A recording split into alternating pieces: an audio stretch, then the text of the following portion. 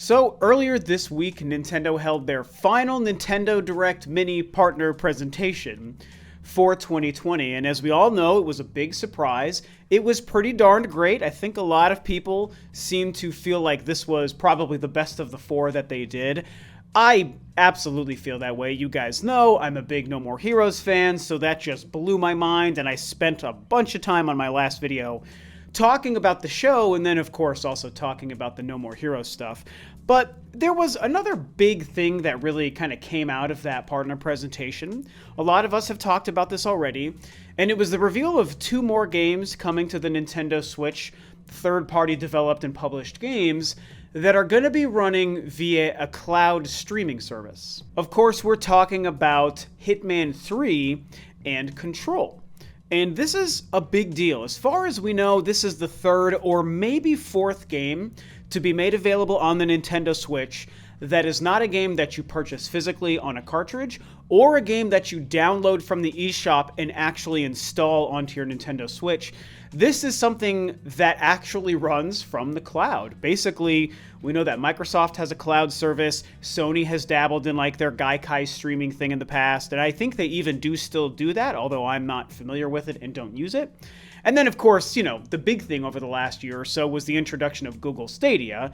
And even though it's controversial and no one really likes it and we all have a big laugh over Google Stadia, it is still a major tech company on the planet who is providing a game streaming service. Whether it's good or not, whether it's failing or succeeding, it exists. It makes a big impact on gaming, just like Microsoft's Project xCloud. And here we have Nintendo slowly but surely rolling out some cloud gaming. And I have very mixed feelings about it. A lot of us do. And it's definitely a very big deal. So I hinted at this during my review of the partner presentation, how there's an element of this that's very cool. It's really neat to see Nintendo playing in this space, especially as this whole concept of digital and streaming and cloud gaming and different services continues to get bigger and bigger within the industry. But I also see a lot of negatives, and it for sure is not of interest to me.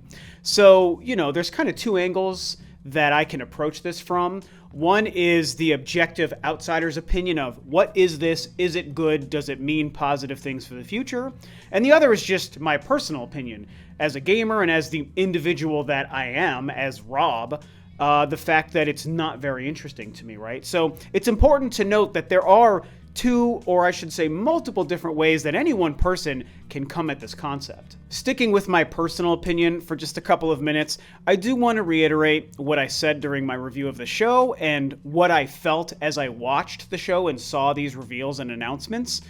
And it's that it obviously sucks a lot of air out of the room for me when I'm watching the reveal of, oh my gosh, a new Hitman coming to the Switch, or I should say an old Hitman coming to the Switch for the first time, or this huge, very popular, very successful, well-reviewed game, Control, coming to the Switch. These are exciting announcements. What great stuff to see coming to the console. And then when I see those reveals and confirmations of, oh, this is just a cloud version of the game, it does suck out some of the excitement for me. In fact, it sucks out almost all of the excitement. And that's just because, again, just for me, I'm not telling you or anyone that you need to feel the same way about cloud or digital gaming, but talking about my own personal opinions about cloud and digital gaming, it's not exciting. Those of you who know me very well know that I'm a physical media guy. I'm an older guy. I was gaming in the 80s and 90s, right? So I grew up on the physical media space. And while I love some of the advantages that digital and streaming for movies and games and eShops and stuff gives us nowadays, overall, I still am buried in my nostalgia of the olden days when there was no such thing. And so I value my physical movies and Blu-rays and my physical video games big time. Then, of course, there is downloading video games that you purchase from the eShop or Xbox Live or PSN or on Steam on your PC or whatever the case. And while they're not physical games, there is still a huge advantage to know you've given someone your money to own the game on that device. It's downloaded and installed on your video game console or your computer or whatever the case, and it's just yours. It's there, right? And you're playing it and running it natively off of the device and the hardware it's on. The cloud idea takes away even that basic level of ownership, and it becomes something that's this nebulous, floating up in the ethosphere air video game or whatever that's just being fed through the internet in real time to your device. And while the technology is cool, the concept for video gaming to me just becomes not interesting because I don't like the idea of not really owning what I'm playing. But here's the thing, if we try to look at this a little bit more objectively, there is a positive to this, okay? Even though it's not a positive I personally care about, again, I'm trying to step outside of my own window and look at the larger picture. And at the end of the day, it is cool to see Nintendo adopting cloud gaming tech because it is slowly becoming a bigger and bigger deal. We are right now in the genesis, the early days of cloud gaming becoming a big deal, right? We're like, you know, back in the 40s and 50s when home TVs started to become a brand new thing. We're basically in that period. Or in the late 80s, early 90s when internet in people's homes was becoming the thing that few people were starting to adopt.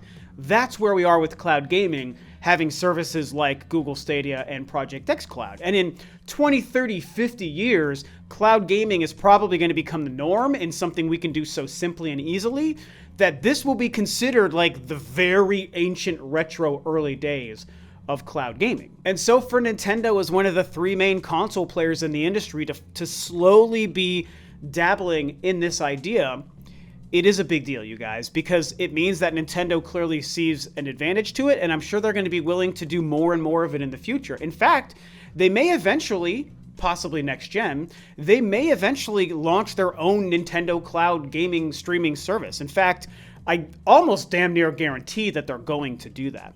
And it also is an advantage because right now, specifically on the Switch, there are a lot of third-party games that we don't see on the console. While there's a lot of great games that do come to the console, there's plenty of other ones that are constantly missing out on the Switch.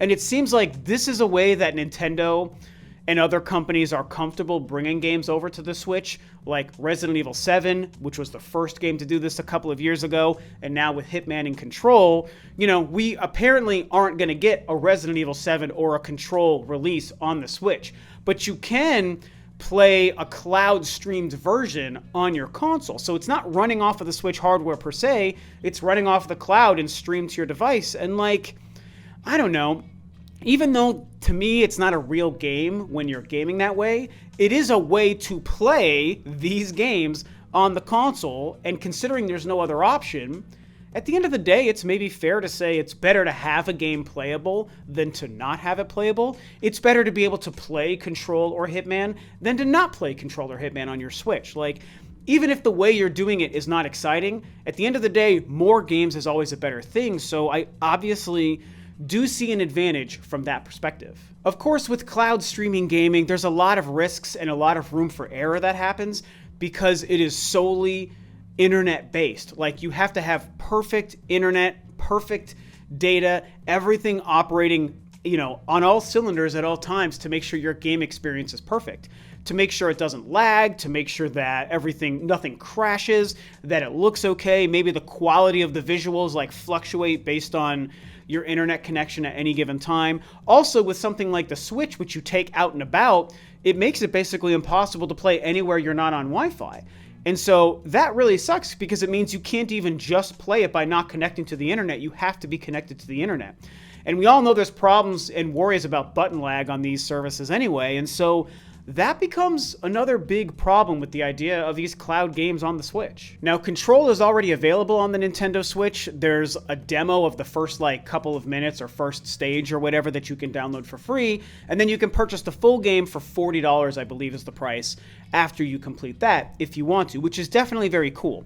I have not had any time to try it. I've been really focused on the Hyrule Warriors demo, and then, of course, the No More Heroes game. So I haven't had a chance to get my own hands on, but I've got a couple of minutes of footage here from Direct Feed Games, of course, Nate, who's a bit of a friend of mine I've gotten to know through doing the Spawncast several times throughout the years.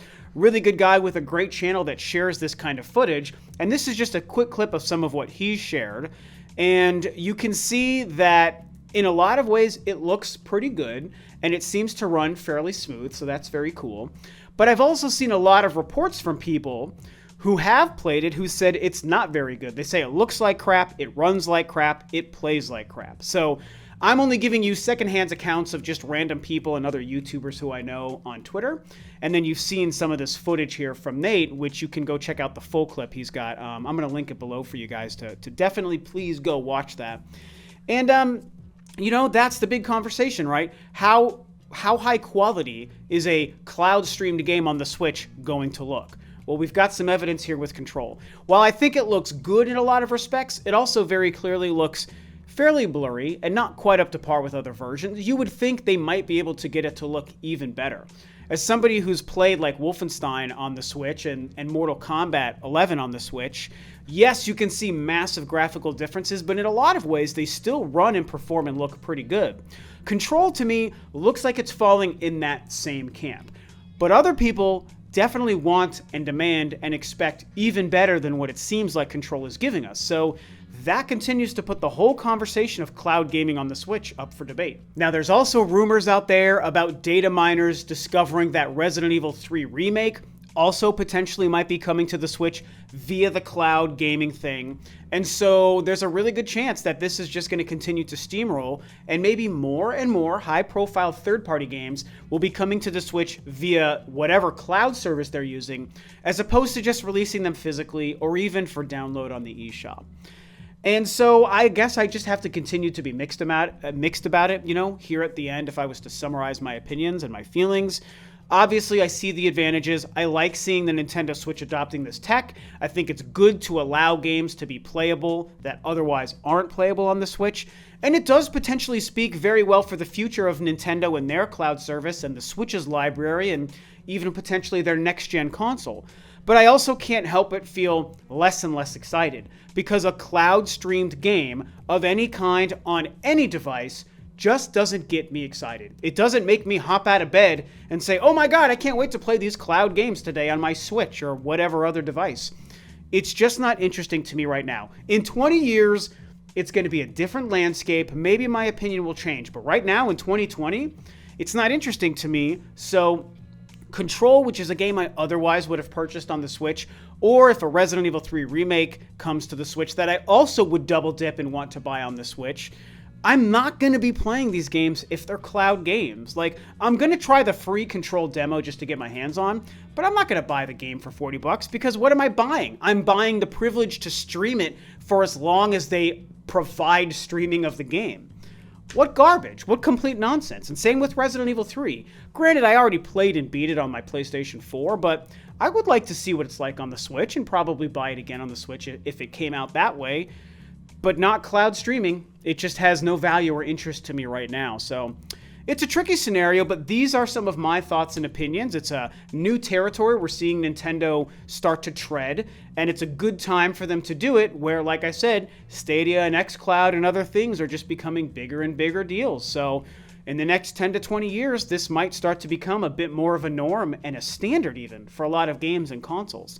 Be very interesting to see. So these are my thoughts. What do you think about this whole thing below? Share your thoughts. And with that, this video is a wrap. Thanks, of course, as always, for tuning in, guys. This is Rob of Rule of Two Review, and I will catch you next time on another video.